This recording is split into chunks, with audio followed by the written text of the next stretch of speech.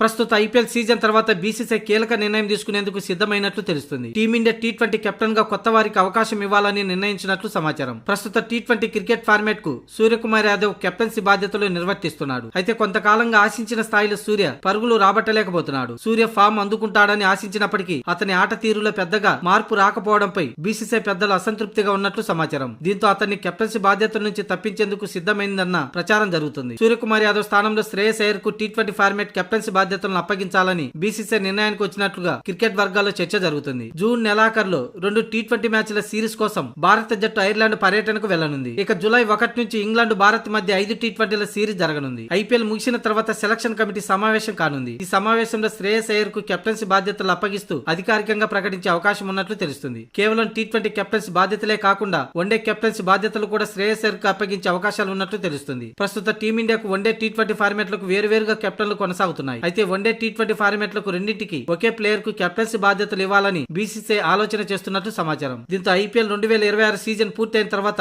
T20 one day ఫార్మాట్లకు captaincy బాధ్యతలను శ్రేయస్ అయ్యర్ కు అప్పగిస్తారని cricket వర్గాల్లో చర్చ జరుగుతుంది.